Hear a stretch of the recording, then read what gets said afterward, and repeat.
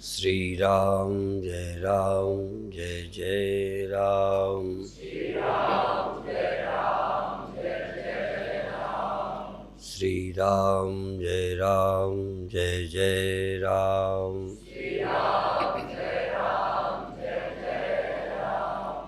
सच्चिदानंद भगवान की सनातन धर्म की।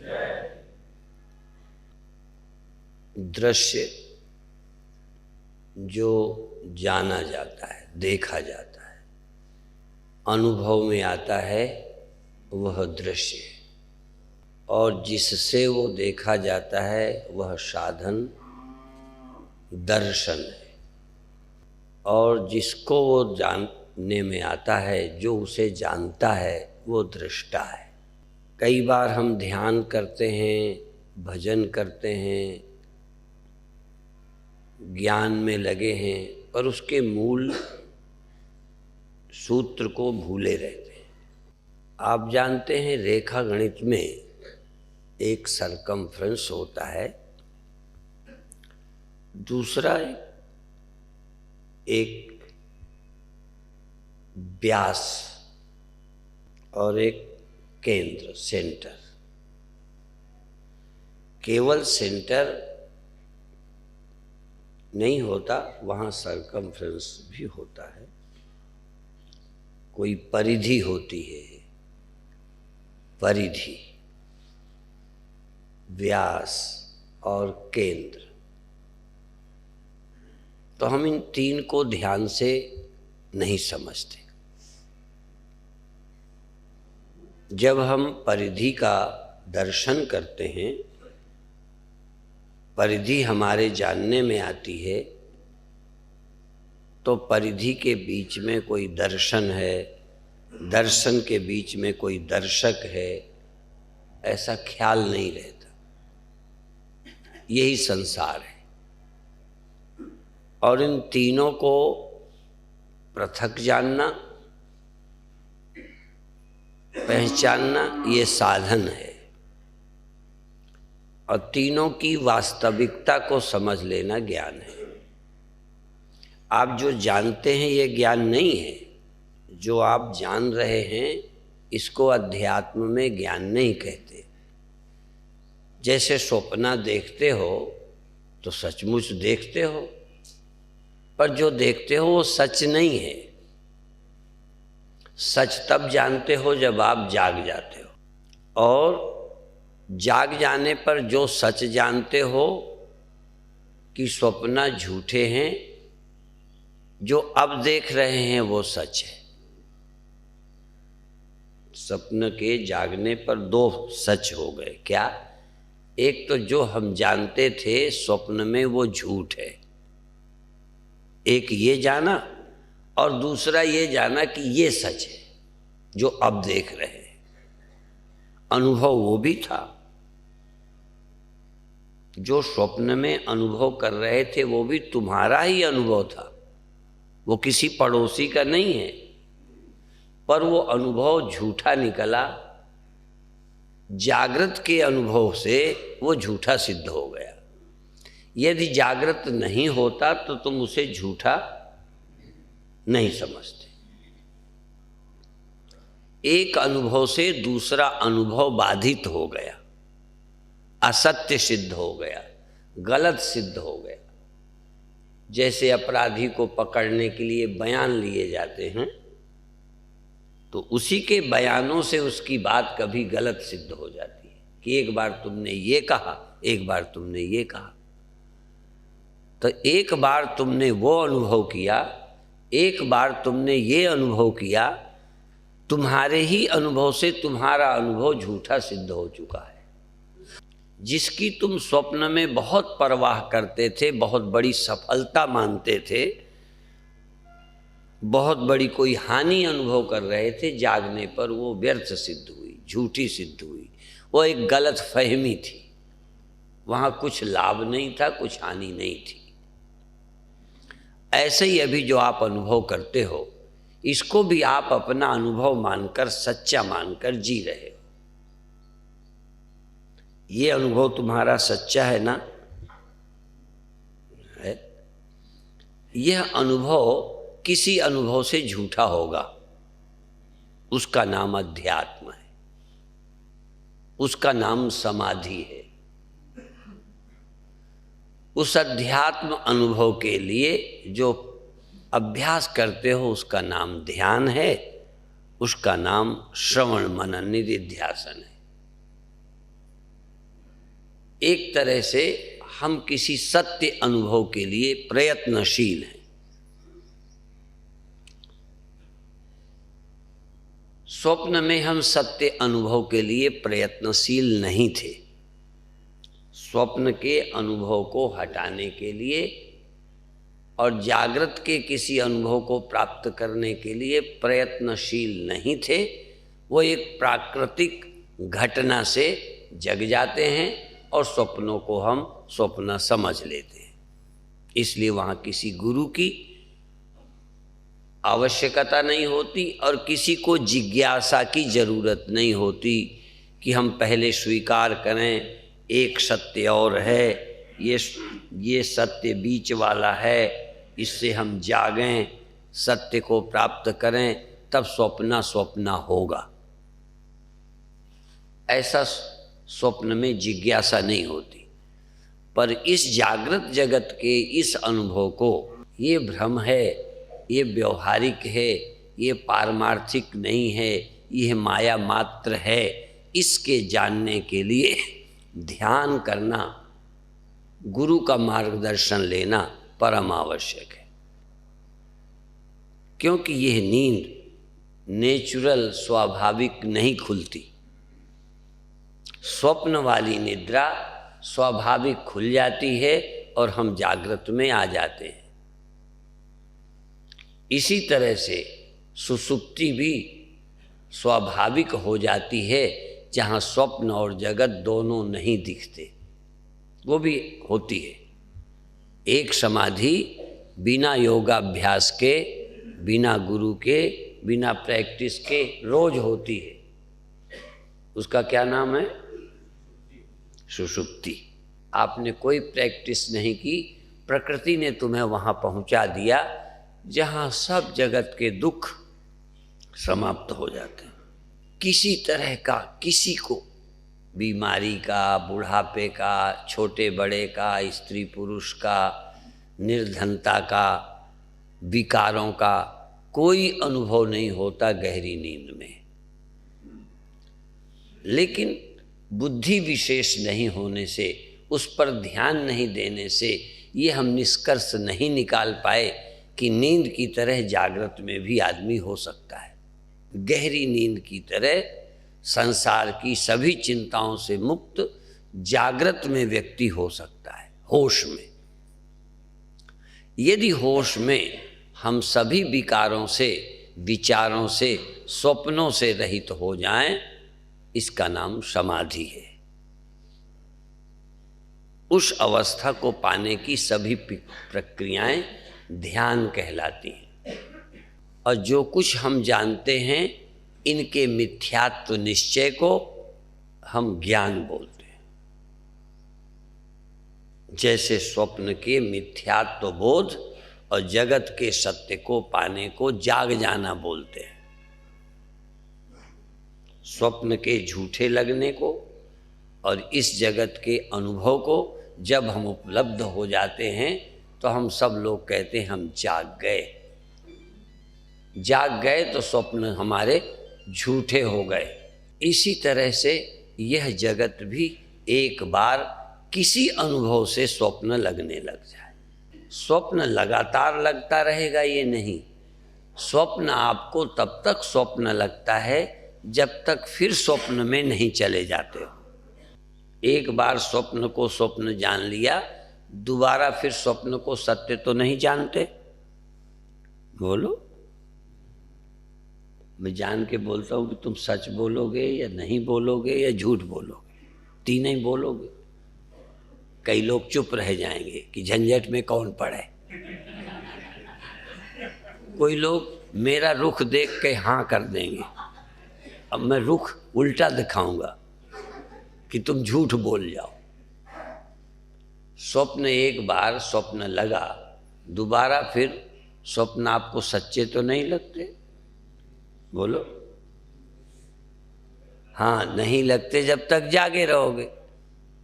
जब सो जाते हो दोबारा देखते हो तो फिर सपने तुम्हें कैसे लगते हैं? नहीं तो बचपन में कई बार जाग चुके, अब तो रोज स्वप्न झूठे ही लगते। स्वप्न कभी भी स्वप्न के समय झूठे नहीं लगते। तो जब आप ज्ञान और विचार से देखोगे तब जगत ये स्वप्ना लगेगा।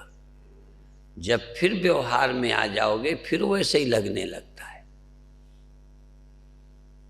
आप कहोगे फिर फायदा क्या है? कम से कम जागे समय पर स्वप्न लगता है, ये क्या कम है?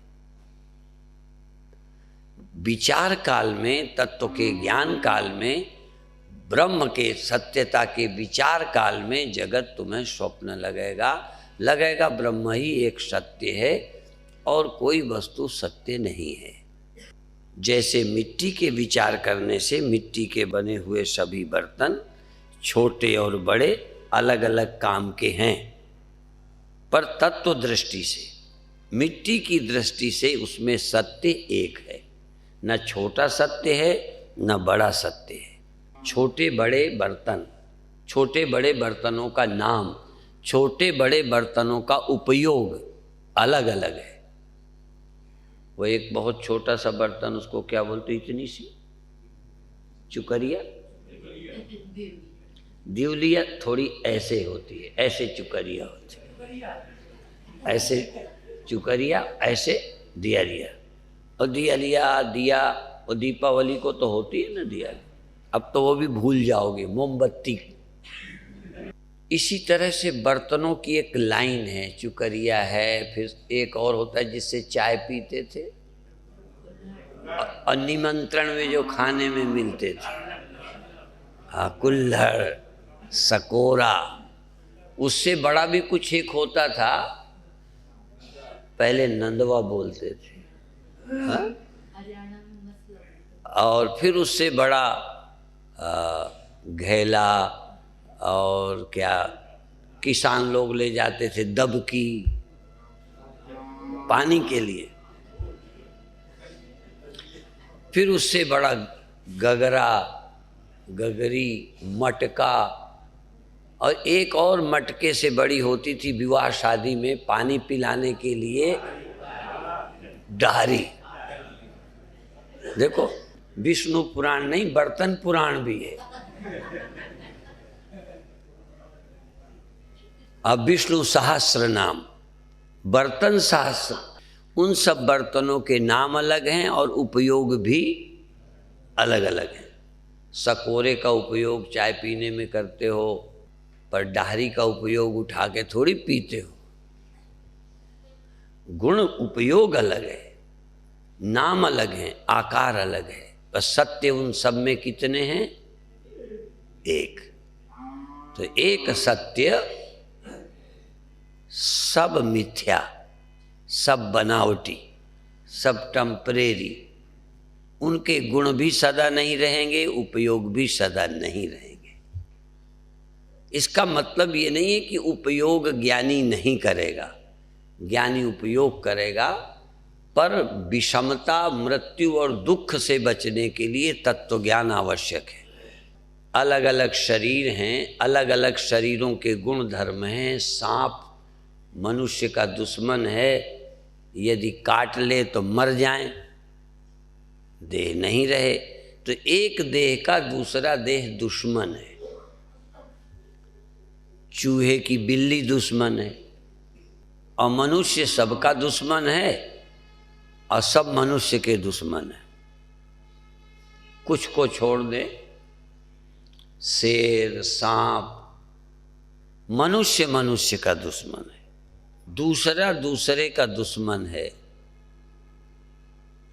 सब मरने वाले हैं, पर यदि मृत्यु से छूटना है तो जो तुम और हम हैं मरेंगे। और जो हम तुम में एक है वो नहीं मरेगा। वो हम है कि तुम है? जो नहीं मरेगा वो हम है कि तुम है कि वह है? ना वो है, ना वो तुम है, ना वो मैं है। और वो मैं में भी है, मैं बन के रहता है, तू में तू बन के, वह में वह बन कर के रहता है, पर वह मैं तू यह वह नहीं है, क्योंकि मैं तू यह वह सब मरने वाले हैं, बस नहीं मरता केवल एक। उस एक का नाम जिसमें तुम्हारी छाती ठंडी हो वो नाम रख लो।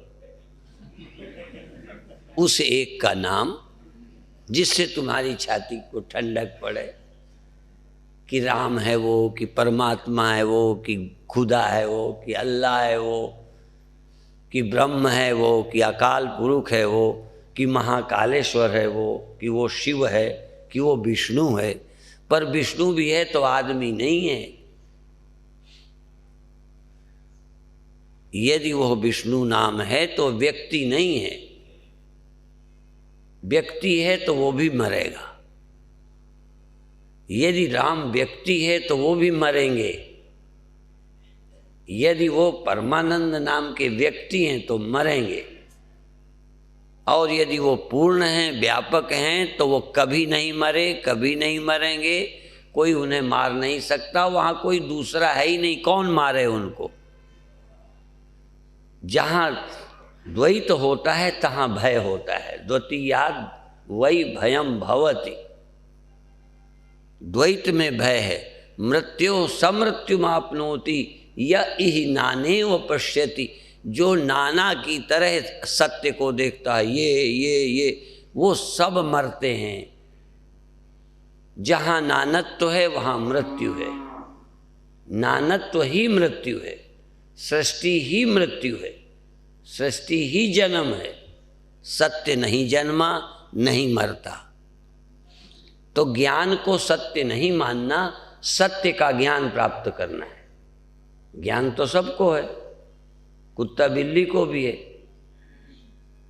यदि यही ज्ञान है तो फिर तो गुरु की क्या जरूरत है।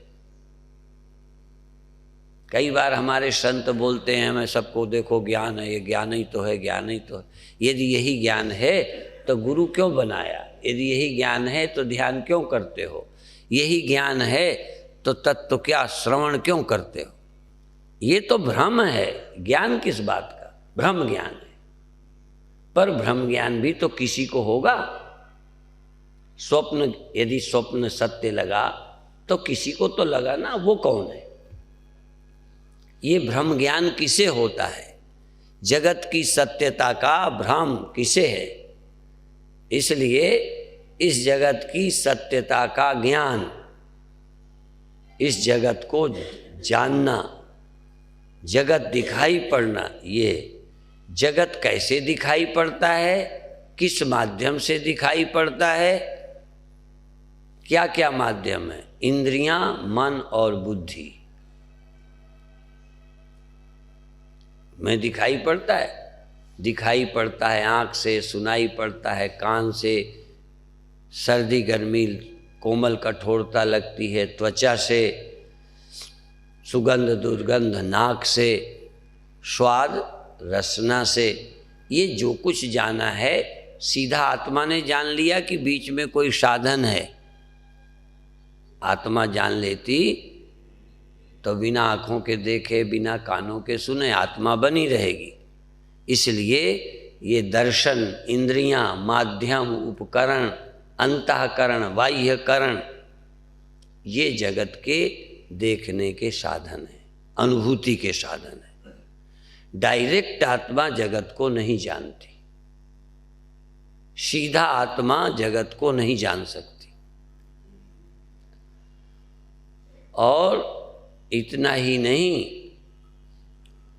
प्रमाता प्रमाण प्रमेय, प्रमाता प्रमाण प्रमेय, जो जाना जाए प्रमेय, जिस माध्यम से जाना जाए प्रमाण। प्रमाण लोग कहते हैं इसमें क्या प्रमाण है, बोलते नहीं, कोई प्रमाण दो। प्रमाण उसे कहते हैं जिसके बिना वह प्रमाणित न हो सके। ये देखो, इस माला के कुछ फूल लाल हैं, कुछ सफेद हैं, इसमें क्या प्रमाण है? नेत्र। नेत्र में पट्टी बांध करके ये फूल हम हाथ में देंगे, आप टटोल के बताओ,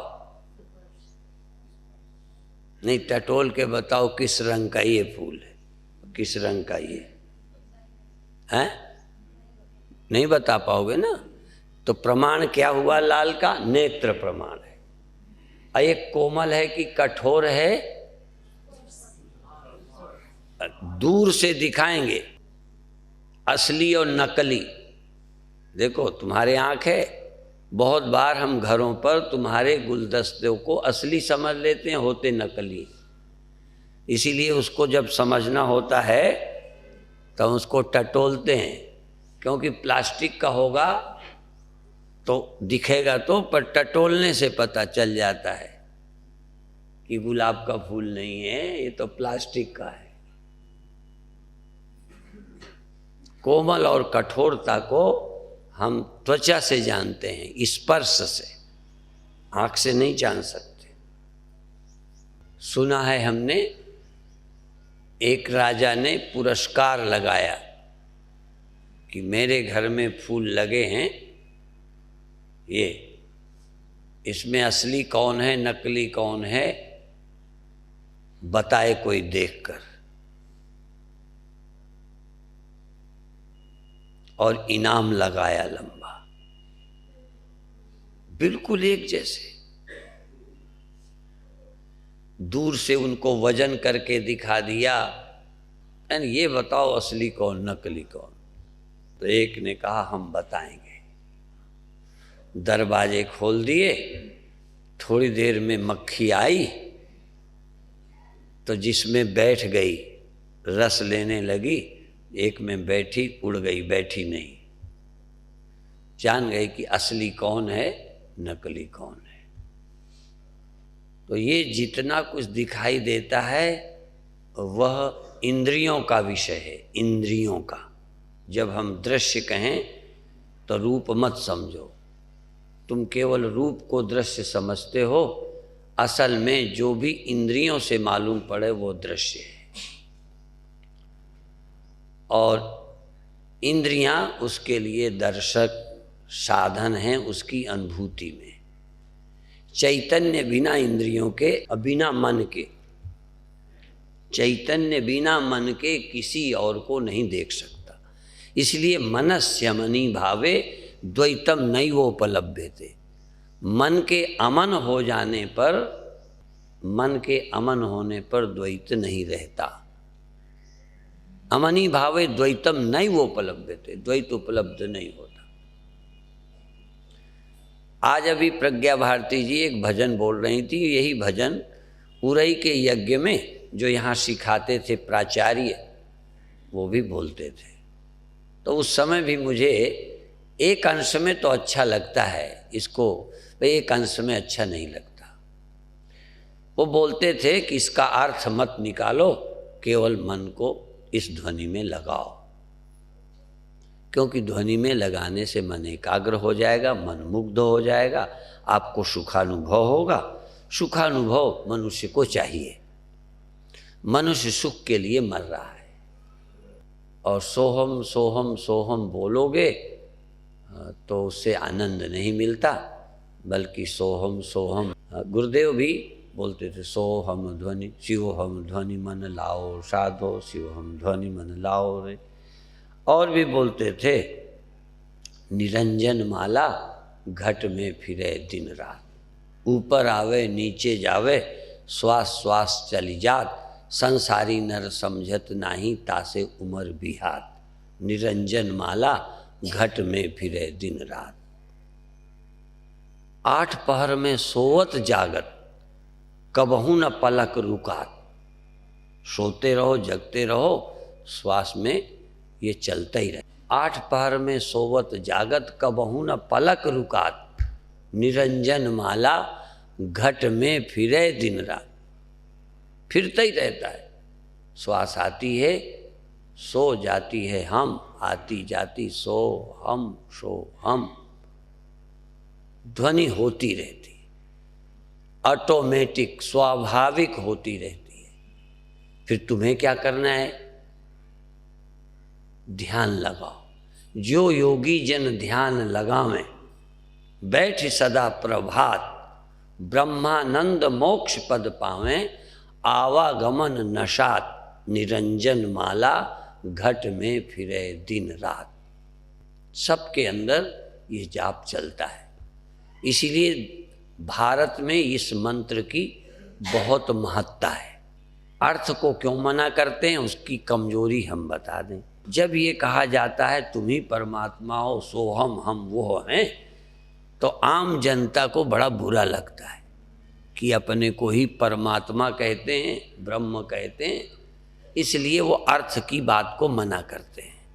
हमारी कमजोरी को वो समझते हैं कि तुम बड़े प्रेम से सोहम ध्वनि में मन लगा सकते हो, पर यदि ये कह दिया जाए तुम ही परमात्मा हो तो उनकी बुद्धि से इनकार करेगी।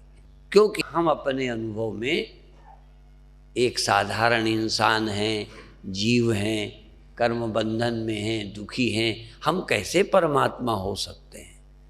इसलिए अर्थ करने का या उसका विचार करने को मना किया है। परंतु वेदांत का जो रास्ता है वो कहता है कि तत्वमसि वह तुम हो, कैसे, इस पर विचार करो कि तुम वो कैसे हो। कहने से क्या होगा, मन लगाने से क्या होगा, एकाग्रता से क्या होगा, जब तुम समझे ही नहीं। और समझोगे नहीं तो एकाग्रता ही तुम्हें लगेगी यही पूर्णता है, और फिर संशय होगा। कहोगे एकाग्र तो हो जाते हैं, आनंद तो हमें बहुत आने लगा, पर परमात्मा का साक्षात्कार हमें नहीं हुआ। आनंद तो मिलता है, ध्यान लगता है, पर हम तो परमात्मा को पाना चाहते थे, वो अभी नहीं मिला। कुछ लोग कहेंगे तुम परमात्मा के चक्कर में नहीं पड़ो, बस मन जहां शांत हो गया तुम पहुंच गए।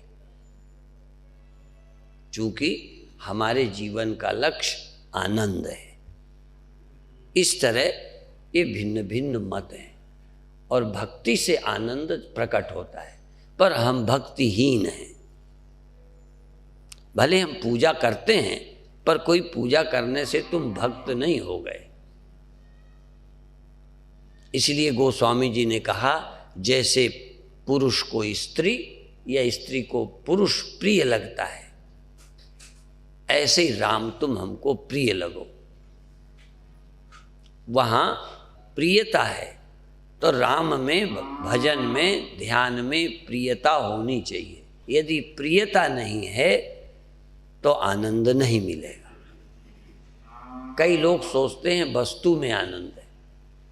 जिनकी लड़ाई हो जाती है, बैर हो जाता है, फिर उसी पति या पत्नी में सुख नहीं मिलता, देख के जलन होती है, प्रेम से सुख मालूम पड़ता है। जिनके हृदय में बहुत श्रद्धा है उन्हें मंदिर में बैठकर चैन मिलती है, उनका मंदिर ही ध्यान है। जो बहुत ऊंचे भक्त हैं वो तो पूजा करते हैं और उनका ध्यान लग जाता है, वो सोहम में नहीं लगाते, मंदिर में ही बैठ जाते। मन के अंदर प्रेम का उदय होना ही पूजा है, अर्चना है, आरती है, वंदना है। जो भी प्रेम से करोगे, पर फिर भी उस प्रेम में हमारे ऑब्जेक्ट बाहर हैं, थोड़ा भिन्न है। पर जब हम ध्यान में बैठते हैं तो श्वास में सोहम करते हैं तो हम बहुत नज़दीक हैं, वो हमारा बाहर नहीं है जो चला जाए। एक तो जाता नहीं और बाहर नहीं है, उसको नेत्र नहीं चाहिए, सीधा मेरी सुरति शब्द में लग जाती है। और जब मेरा ध्यान उसमें लगेगा तो कहीं का ध्यान अपने आप छूट जाएगा। ये जो तुम्हारा मन 10 झंझटों में उलझा रहता है, जिनको ध्यान की प्रैक्टिस हो जाएगी, वो अपने परेशान और दुखी मन को सुमिरन में ले आएंगे। और ये जिनकी लड़की की शादी नहीं हुई, उनकी लड़की की शादी तो सुमिरन से नहीं होगी, पर जो टेंशन थी, चिंता थी, वो मिट जाएगी। ये मत समझो कि ध्यान से हर समस्या का समाधान होता है।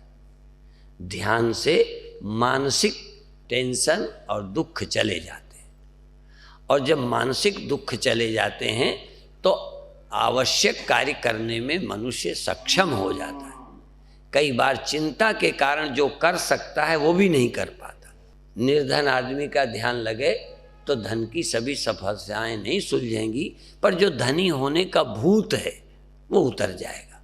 उतनी जरूरत रह जाएगी, साईं उतना दीजिए जामे कुटुंब समाए, मैं भी भूखा ना रहूं अतिथि ना भूखा जाए। ये जो हाय हाय है वो मिट जाएगी। अभी बड़े होने का शौक है, दिखाने का शौक है, दिखा के आनंद लेते हैं, पहन के लेते हैं। कि कैसे कैसे बताएं हम आपको। ये आदमी तो ये कहावत कहते थे कि हाथी के दांत खाने के और होते हैं, दिखाने के और होते हैं। तो मैं कहता हूँ आदमी का सब कुछ दो दो हैं। इस्तेमाल के कपड़े और होते हैं, दिखाने के कपड़े और होते हैं। रहने का मकान और होता है, दिखाने का और होता है। हम दिखाने के लिए बहुत कुछ करते हैं, जरूरत नहीं है, जरूरत मालूम पड़ती है। तो हमारे पास दिखाने को मकान चाहिए, रहने का तो गुजारा हो जाएगा, दिखाने का चाहिए। तो आदमी को रोज रोज को तो सुमिरन में तो बहुत अच्छा रहता है, पर सुनना बहुत अच्छा नहीं लगता, इसीलिए इसका भी सुमिरन करो। तो अभी आप जो सुन रहे थे उसका सुमिरन करेंगे, और दोनों पद्धतियां अपने आप में हैं। एक, हम भी जब मंत्र देते हैं तो लोगों को कहते हैं अभी अर्थ का विचार नहीं करो, एकाग्र हो, प्रेम से सुमिरन करो। कोई भी जप करो तो प्रेम से करो, पर उसके पीछे भाव होता है। भाव, प्रेम, भक्ति, श्रद्धा। ये विदेशी लोग हैं, देखो ये बैठे हैं, एक दिन भी ये सभा में नहीं उगता है, और तुमको कुछ ना आती होती हिंदी तो उठ के चले जाते। इनको हिंदी नहीं आती, ये पूरी सभा में बैठते हैं, उगताते नहीं हैं। ये सच्ची बात है। बहुत अच्छा लगता है, बहुत अच्छा लगता है। जैसे तुमको मंदिर में जो श्रद्धावान है उनको मंदिर में बैठने में, दर्शन करने रोज जाते हैं। लोग रोज प्रवचन सुनने नहीं आएंगे, पर दर्शन करने जाएंगे। क्यों? क्योंकि भाव है। जिनको रोज प्रवचन सुनने नहीं आएंगे, लोग भजन करेंगे। यहाँ तक प्रवचन नहीं सुनेंगे, लोग ध्यान करेंगे। जिनका ध्यान लगता है रोज ध्यान करेंगे, प्रवचन में नहीं आएंगे। अरे बातों में क्या रखा है, उसमें क्या मिला? मन एकाग्र हो जाता है, मन को शांति मिलती है।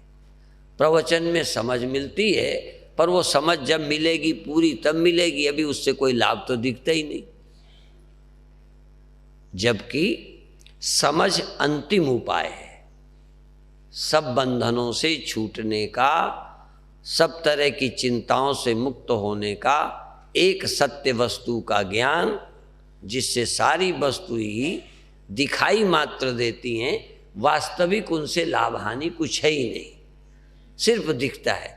इसलिए अज्ञानी आदमी को लाभ हानि मालूम पड़ता है, ज्ञानी के लिए लाभ हानि बराबर हो जाती। लाभा लाभौ जया जयऊ, जीवन और मरण सचमुच बराबर, क्या रहना क्या न रहना। और ये जो लगता भी है वो भी पुरानी आदत जो पड़ गई है, ये मेरा और ऐसा और ये जीना है। ये जो जी लिया है थोड़ी देर स्वप्नों में, तो लगता है ये बना रहे बना रहे। सत्य तो सदा ही रहता है, वहाँ बना रहे की जरूरत ही नहीं, बना ही रहता है। पर हम झूठा जीवन जी चुके, जैसे थोड़ी देर घड़ा रह ले और मिट्टी का उसे ज्ञान ना हो, मिट्टी का ज्ञान ना हो और घड़ा रह के जिए, तो घड़ा का न रहना उसे मौत लगेगी। उसे अब समझ भी आ गया, मान लो कि तू मिट्टी है, तो कहता हाँ हूँ, लेकिन बिना घड़ा बने घड़ी से कैसे मिलेंगे, बिना घड़ा बने घड़े के बच्चे को कैसे मिलेंगे, और लोगों से रिश्ते नाते कैसे करेंगे, तो घड़ा होना जरूरी है। अब वो जो रह के सुख की आदत पड़ गई है, वो उपाधि का न रहना बुरा लगता है। अच्छा मान लो तुम ना भी मरो, सपोज तुम नहीं मरोगे, तो तुम्हारा देह न रहे, तुम्हारी मौत नहीं होगी, तब किससे मिलोगे? मुझसे मिलोगे। आप अपने बच्चों से मिल पाओगे, आप अपनी तिजोरी का ख्याल रख पाओगे, वहाँ जरूरत भी नहीं है। पर एक मन में प्रश्न उठता है, जैसा कि वो रामायण की कथा आती है ना, राम भगवान ने किसको मार दिया था? तारा के, हाँ, बाली को मार दिया। अब फिर समझाते हैं कि भाई देह तो ये तेरा पड़ा है, जीव हमेशा रहता है, तू किसके लिए रोती है? चित जल पावक गगन समीरा, पंचरचित यह अधम शरीरा। अच्छा मान लो राम भगवान तुम्हारे घर वाले को मार के समझावें, फिर एक तरफ से मार दिया और ऊपर से जहर, वो घाव में नमक लगा रहे हो, ये ज्ञान दे रहे हैं कि बेवकूफ बना रहे हैं? ऐसा ही लगेगा। चूंकि हम शारीरिक स्तर पर रहने के आदी हैं, यही हमारी एक दुनिया है, तो सब खत्म हो गई। अब कहो तुम ये आत्मा जीव नित्य है, वो मरता नहीं। अरे भाई उस जीव नित्य का हम क्या करें? मान लो तुम्हारा देह न रहे, हमारा देह न रहे, कोई न रहे, तो करोगे क्या? तो हमारा तो मन करता है मिलने को। तो चूंकि हम शरीर में रहते रहते इसके आदी हो गए हैं, तो पहले तो ब्रह्म होके रहने में हमें सुख ही नहीं भासता। जब तक इस दुख से छूटना नहीं चाहो, ये मिलना भी सुख नहीं है, दुख है। ये जन्मना मरना है, बार बार मरोगे यदि देह ही रहोगे, और यदि देह न रहो तो कभी बार बार मरने का सवाल ही नहीं, क्योंकि जन्मो तब मरोगे। इसलिए मोक्ष के लिए ब्रह्म ज्ञान चाहिए, मौज के लिए नहीं। मौज के लिए तो दुनिया चाहिए। पर मेरे गुरुदेव कहते थे जहाँ मजा है तहाँ कजा और सजा है। जहाँ मजा है वहीं तो सजा है, वहीं तो कजा है। जहाँ तुम विशेष होके रहोगे वहाँ ये चला गया, वो चला जाएगा, ये हमारी बात नहीं मानता, ये हमारे मन का नहीं है, ये सारे दुख तो इसी में। तुम अपने घर आ जाओ जहाँ कोई है ही नहीं, गहरी नींद में चाहे समाधि में, तो समाधि में जाओगे गई सारी दुनिया। परंतु एकदम वहाँ जाना कठिन है, इसलिए यहाँ पर भी हम आनंद से जाएंगे। मछली को मारना हो, हाँ मछली को मारना हो तो क्या करना चाहिए? पहले उसको मौज में कुछ खिलाना चाहिए। जो मछली पकड़ते हैं वो कुछ खिलाने का डालते हैं। वो बंशी किनारे एक बल्ली में एक ऐसे फेंक देते हैं आटा लगा के, वो आटा खाती है, बस मौज में ही पकड़ी गई। चाहे इधर फंसे हो तो मौज में, और हमारे जाल में फंसोगे तो भी, हाँ बिना रस के नहीं फंसने वाले हो। यहाँ भी थोड़ा आनंद आएगा तब फंसोगे, फिर अच्छी तरह मारे जाओगे। मारे जाने का मतलब यहाँ के मारे तो फिर बचोगे, पर संतों के मारे फिर लौट के ही नहीं आओगे। हाँ, क्योंकि ऐसे मरोगे तो फिर वासना आ जाएगी। जब हम उधर ही रस मिलेगा, अंदर जाते जाते रस में जाते जाते वहाँ पहुँच जाओगे जहाँ कोई और है ही नहीं। अकेलेपन का रस, जहाँ कोई और नहीं है, जहाँ न भोक्ता है न भोग्य है, न दृष्टा है न दृश्य है, न मैं हूँ न तू है, न मैं हूँ न तू है, न कुछ आरजू है न कुछ जुस्तजू है। वहाँ कोई दो नहीं है कि मैं रहूँ और मेरे भगवान रहें। ये भक्तों की बात है। मैं हूँ और एक तू हो, वहाँ और कोई ना हो जिससे मौज से रहें। ऐसे तो दुनिया वाले भी यही कहते हैं, चलो उठे चलिए जहाँ न कोई माई है न बाप है। ये भी अड़ंगा लगाते हैं हमारे प्रेम में, हमारी मस्ती में, हमारे जीने में। तो वहाँ चले जहाँ कोई परिचित ना हो, क्योंकि परिचित भी अरे स्वामी जी फलाने, कोई न कोई बाधा डालता है हमारे आनंद में, हमारे प्रेम में, हमारे मिलन में। इसलिए वहाँ चलें जहाँ मैं हूँ और मेरा प्यारा प्रभु हो, मैं हूँ और गुरुदेव हो। और हम जन्म लें बार बार, ये भी है, हम जन्म लें और फिर भी मिलें। जैसे पार्वती शंकर बार बार जन्म लेते हैं फिर वहीं रहते हैं। ये भी एक दुनिया है कि हम जन्म लें और भगवान का जही जोनि जन्म हूँ कर्म बस तहाँ राम पद अनुराग हूँ। ये भी एक मांग है कि हम जन्म लें और आपके भजन का आनंद मिले। यदि आनंद लेना है तो पत्नी चाहेगी मैं मरूं तब भी जन्मूं, पति चाहेगा कि मैं भी मर के जन्म लूं। जन्म लेंगे तभी तो रहेंगे। सुख लेने के लिए जन्म चाहिए, लेकिन सुख और दुख बंधन है, संयोग और वियोग बंधन है। इसलिए हम ऐसी जगह हों जहाँ न हम हैं न तुम हैं। हमारे गुरु भाई कहते थे हम न तुम दफ्तर गुम। हाँ, हम और तुम हो ही नहीं, ये हम और तुम ही तो झगड़ा है। इसीलिए कई लोग ये कहते हैं कि भाई हम हो तुम हो हमसे खता और तुम बख्शो। ये रोज का झगड़ा कौन करे? दो न रहें तो अद्वैत, वहाँ चलना है जहाँ दूसरा नहीं होता। पर अभी चलेंगे तब भी कोई दूसरा है, गुरु है, वो चलेंगे। थोड़ा आटा लगाए बिना बात बनेगी नहीं। तो ध्यान क्या है? आटा। जीव को पकड़ने के लिए आनंद, सुमिरन, ये लगेगा तो आप यहाँ आओगे। यहाँ आओगे तो अद्वैत में भी चले जाओगे। आत्मानंद में जाने के लिए बिना आनंद के 2 कदम नहीं चला जाता। या तो अभी मिले, नहीं आगे मिलने का आश्वासन हो, ये भी है, आगे मिल जाएगा, ये समस्या हल होगी, तभी तो आप आते हो। हम अपने दुख और समस्याओं से छूटने के लिए चलते हैं।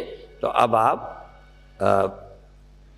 देर तो हो गई पर 5 मिनट ध्यान करो। इस तरह से बैठ जाओ जिसमें आपकी रीढ़ सीधी हो और पैरों में दर्द ना हो। यदि पैर देर तक एक जगह रहे हैं तो एक बार पैर चेंज करो। हाँ, आसन चेंज कर लो, रीढ़ सीधी कर लो, हाथ पर हाथ या टांगों पर हाथ रख लो, या हाथ पर हाथ रख लो या टांगों पर हाथ रख लो। आंख बंद कर लो, शरीर की चमड़ी को रिलैक्स, शिथिल कर दो। पूरे देह की चमड़ी, उससे कोई छूना तो है नहीं, ढीली कर दो, रिलैक्स कर दो। चमड़ी में छूने की कोई इच्छा नहीं है। और आँखों को भी रिलैक्स कर दो, देखने की इच्छा नहीं है। देखना हो तो तनाव होता है। आंखें, कमज़ोर आँखों वालों को तो देखने में और जोर पड़ता है। इसलिए आंखें बंद और रिलैक्स, ढीली कर दो। और सुनने की इच्छा भी छोड़ दो। सुनने की इच्छा नहीं, केवल ध्यान के लिए बैठे, कुछ करने नहीं बैठे, ध्यान। अब श्वास चल रही है, श्वास चल रही है। गाने में ध्यान लग जाता है, इसीलिए अच्छी चीज़ें भी लोग गा के बोलते हैं, जैसा कि अभी सुन रहे थे। शहद से दवा खाए तो बच्चे चाट लेते हैं। पर अब तुम सयाने हो, बिना गाने के भी सुमिरन से प्यार करो। गाने से नहीं, संगीत से नहीं, कला से नहीं।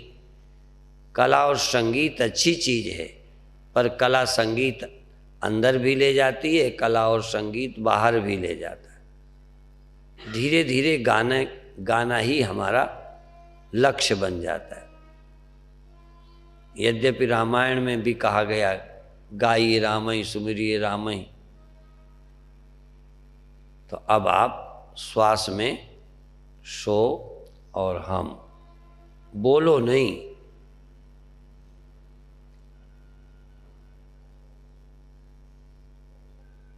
सारी इंद्रियां रिलैक्स हो गई, शिथिल हो गई। शरीर की चमड़ी बिल्कुल ढीले कपड़े की तरह पड़ी है और अंदर से नाड़ियां भी शिथिल हो गई। हमने भी बहुत दिन शवासन और ये सब शिथिलीकरण किया, पर जब कभी अनुभव हुआ शिथिलीकरण का तब पता चला ये है शवासन, ये है शिथिलीकरण। शिथिलीकरण कर लो तो सारे शरीर का दर्द खो जाएगा, शिथिलीकरण कर लो तो ध्यान लग जाएगा। शरीर शिथिल, रिलैक्स, सारी नस नाड़ियाँ रिलैक्स हो गई, कुछ करना ही नहीं, अपनी जगह से शरीर हिले नहीं, डुले नहीं, नस नाड़ियाँ निष्क्रिय हो गई, निष्क्रिय। प्रतिमा, मोम की प्रतिमा, पत्थर की भी नहीं, मोम की। शरीर कोमल प्रतिमा है, कोमल प्रतिमा है। तो शरीर जड़ लेकिन कोमल है। जड़ माने कड़ा नहीं है, नरम है। आंखें भी नरम है, देखने के लिए तनी नहीं, सुनने का ख्याल नहीं, और अंत में दिमाग भी शिथिल, रिलैक्स, सोचना नहीं। हम कुछ सोचने नहीं बैठे, हम सोचने नहीं बैठे, केवल श्वास चल रही है, श्वास में मंत्र चल रहा है। एक अनुभूति हो शब्द की, सो हम, सो हम, थोड़ा लंबी, सो हम, थोड़ा लंबा और सो हम, और लंबी और धीमी और सहज, स्वाभाविक, सो हम।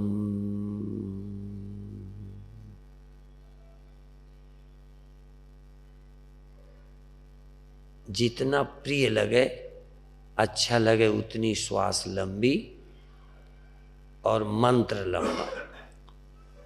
सो हम, सो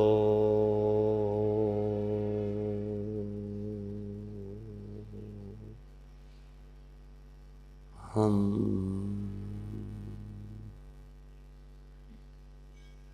वाणी से नहीं, वाणी से नहीं बोलो, सुरति से बोलो, ध्यान से बोलो, अनुभूति से बोलो। 4 वाणियाँ होती हैं, वैखरी वाणी, मध्यमा वाणी, पश्यंती वाणी और परावाणी। ये वैखरी वाणी बहुत बाहरी है, इससे नहीं। मन से बोलना मध्यमा, अनुभूति पश्यंती, और साक्षात चैतन्य से ही मंत्र निकलता हो, साक्षात आत्मा से ही, स्वयं से ही शब्द निकल रहा हो, सो हम, स्वयं चैतन्य बोल रहा हो, ये परावाणी है। मैं अंदर से, जबान से बोलने का नाम है मैं बोलता हूँ, सो हम। मैं मन से बोलता हूँ, सो हम। मैं बिना मन के अनुभूति करता हूँ, सो हम। चैतन्य बोलता है, और ये जीव नहीं, स्वयं आत्मा ही, स्वयं मैं ही, स्वयं सत्य ही बोलता है, सो हम। परमात्मा तो बोल सकता है, सो हम, मैं परमात्मा हूँ। इंद्रियां नहीं बोल सकती, मन बोल सकता है, मन भी नहीं बोल सकता, अहम बोल सकता है, अहम भी नहीं, चैतन्य ब्रह्म बोलता है, मैं ब्रह्म हूँ, मैं चैतन्य हूँ, सो हम।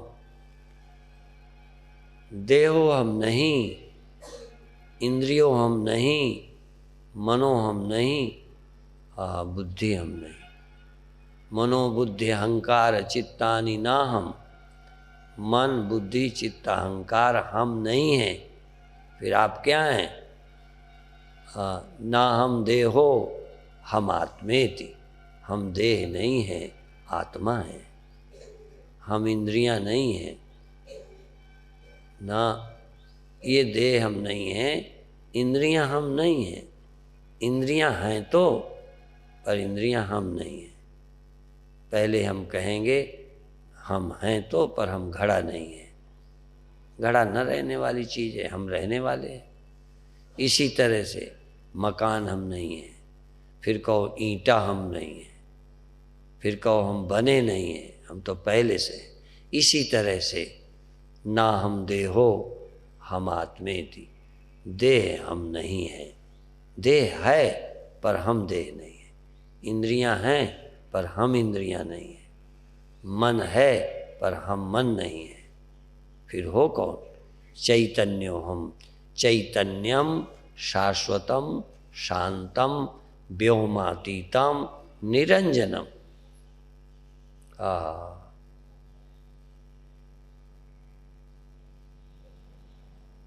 चैतन्यम शाश्वतम शांतम, हम चैतन्य हैं, हम शांत हैं, हम शाश्वत हैं, सदा हैं। चैतन्य है, शाश्वत है, क्षण भर रहने वाले नहीं हैं, सदा रहने वाले। शाश्वत चैतन्य है। इंद्रियां सो जाती हैं, मन सो जाता है, साक्षी नहीं सोता। वो तो स्वप्नों में भी होता है। जब जागृत अवस्था नहीं होती, सो जाती है। जब जगत का ज्ञान नहीं होता, तब स्वप्नों का ज्ञान किसे होता है? वो मुझे ही होता है। जगत का ज्ञान मुझे। जब ये जागृत की इंद्रियां मन सो जाते हैं, तो स्वप्न ज्ञान भी मुझे। जब ये मन बुद्धि भी सो जाते हैं, तब नींद का ज्ञान मुझे। नींद हुई है, ये हम ही को तो होती है नींद। तो नींद हमारे होते होती है, स्वप्न हमारे होते होते हैं, जागृत हमारे होते हैं। हम तो सदा हैं, सदा हैं, सदा हैं। और 1 मिनट श्वास होश से लीजिए, श्वास होश से लीजिए। मंत्र भी होश से। बिना होश के मंत्र तो 24 घंटा चलता है। निरंजन माला घट में फिरे दिन रात। तो दिन रात फिरता है, पर उससे मुझे क्या लेना देना? मेरे लिए तो उतनी देर जितनी देर मैं होश में हूं। जिंदा मैं उतनी देर जितनी देर मैं होश में हूं। कामा वाला क्या जिंदा, सोया हुआ क्या जिंदा? जीवित तो वो है जो मुझे पता हो कि मैं हूं, मैं हूं। तो उतनी देर जाप, उतनी देर सुमिरन जितनी देर मैं होश में हूं। नींद में माला चलती है, वो क्या जप में शुमार है? इसलिए मेरे गुरुदेव कहते थे कि सुमिरो, सुमिरन करो सोहम का। याद है तो आबाद है, भूला तो बर्बाद है। सोने का मंत्र, सोने में चलने वाला सोहम, वो जप में शुमार नहीं है, वो सुमिरन में शुमार नहीं है। शुमार तो है जो तुमने होश में सुमिरन किया। इसलिए 21,600 श्वास 24 घंटे में चलती है। पर सुमिरन तो 1000 भी नहीं होता। 21,600 श्वासें प्रतिदिन चलती हैं। तुम थोड़ी श्वासें होश में ले लो। जो श्वास होश में और नाम से, मंत्र से ली है, वही श्वास तुम्हारी धन्य है। जो होश से तुमने नाम लिया है, वही नाम सार्थक है। आप 10-5 बार होश से सो हम। कोई इच्छा नहीं, कोई दुख नहीं, प्रसन्नता, शांति, स्थिरता। श्वास जल्दी जल्दी लो चाहे धीरे धीरे लो, पर सो हम